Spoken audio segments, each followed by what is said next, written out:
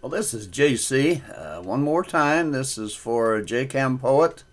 I haven't told a short story in a while or read a poem. I have a bunch more of them. Sometimes I just get a little bit lackadaisical or lazy, I suppose. And so I thought this would be a good time to do it.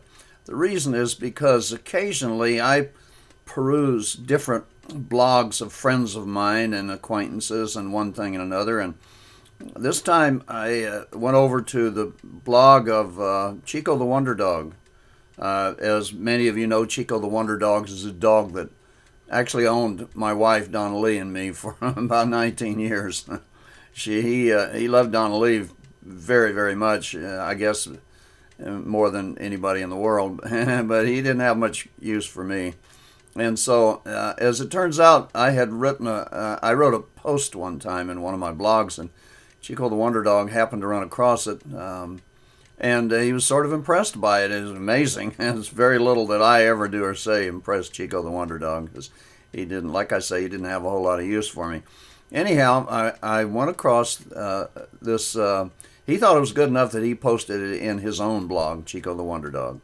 And I came across it today, and I thought, you know what? I think I'll just read this, and it might make a good little short story. So I'm going to be reading it off paper now, so if you see my eyes go back and forth and up and down and one thing and another, why, don't think anything about it, because I could tell it off the top of my head. But as some of you folks maybe know already, I have a little tendency to ramble sometimes, and it takes forever to get a short story told, like I'm doing right now. This is it's too bad, but it's one of my failings. As I start talking, I rarely ever keep talking about a specific thing. Anyhow, I wanted to mention too, somebody said, gosh, you change your clothes around a lot. Sometimes, though, you wear the same things, and you need to do something different. So I did. This time, I buttoned this top button on my shirt. I usually leave that unbuttoned, but I thought, shoot, you know what? I need to look a little different, so I'll go ahead. So I buttoned that button. So in case anybody noticed, hey, look, his top button is buttoned. That was the reason.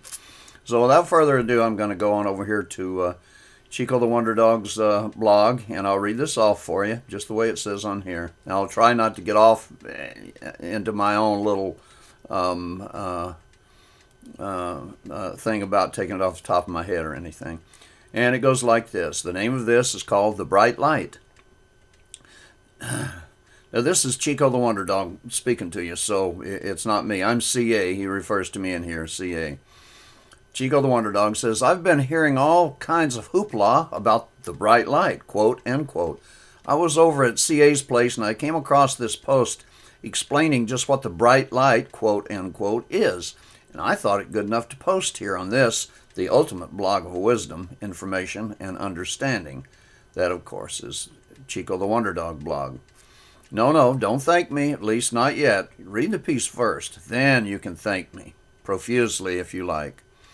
Okay, these little headlines, you find them everywhere. The bright light of death, or the bright light of near-death, near-death experience, the light at the end of the corridor, after-death experience, and then what's happening. Okay, I did a little research on this, and I came up with a little piece here that was written about somebody's opinion as to exactly why people had these near-death experiences, and they saw that bright light, quote, end quote. Now, this is one of those quotation mark ... things. This is not all of it. I just took out what I thought was the simplest part of it, so hang in there with me. Okay, ... quote, quote, ... However, the researchers believe that neurophysiological processes must play some part in NDE, near-death experience.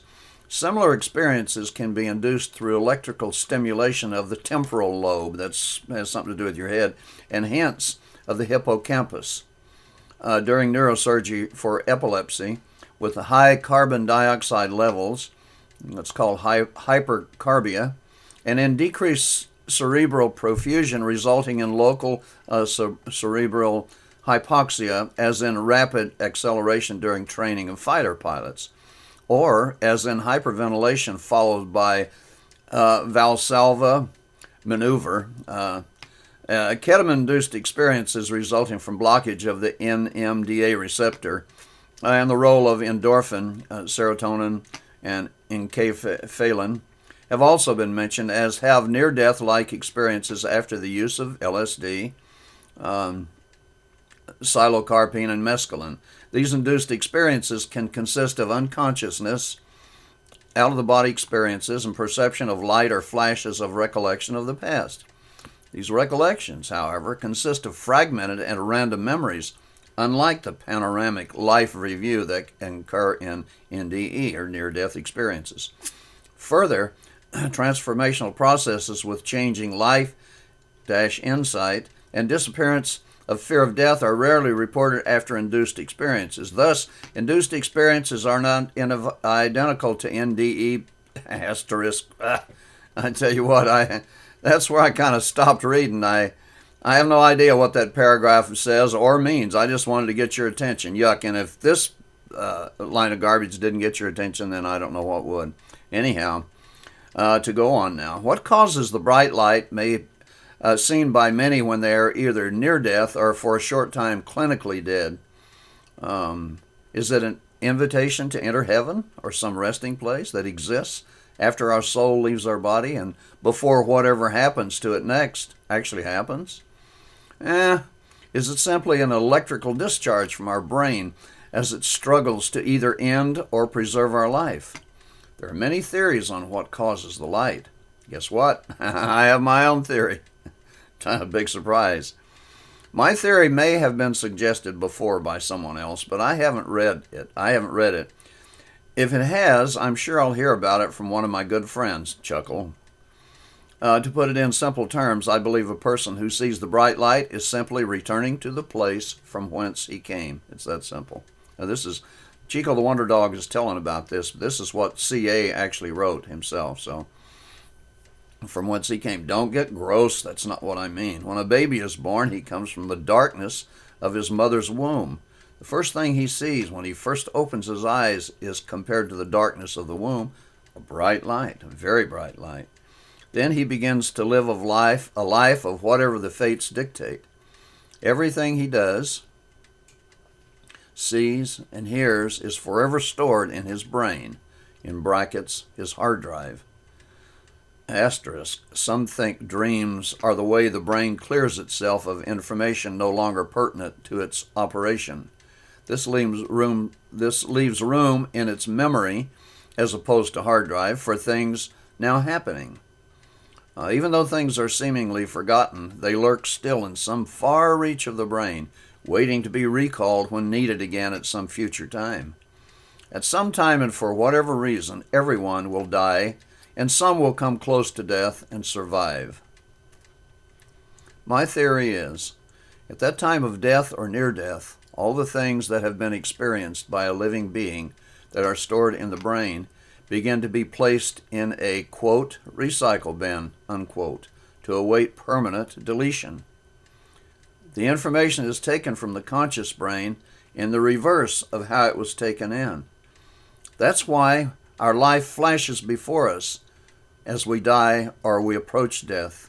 The last thing of which we were aware presents itself first, and events scroll by our minds in that reverse scenario until we finally reach the thing we first experienced at birth, a bright light.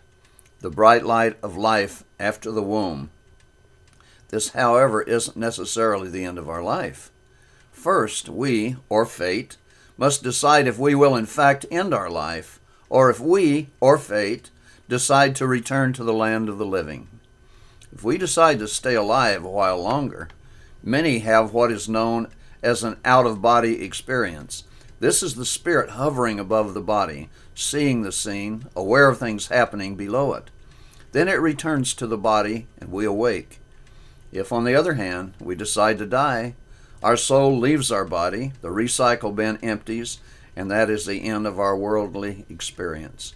We go to a much better place, hopefully. And that, my friends, is my opinion of what the white light is. Thank you very much. I appreciate your patience. And I also would appreciate a comment. If you like this comment, if you didn't like it, comment anyhow. Just give me some kind of indication that you listened to it. Thank you very much. This is JC.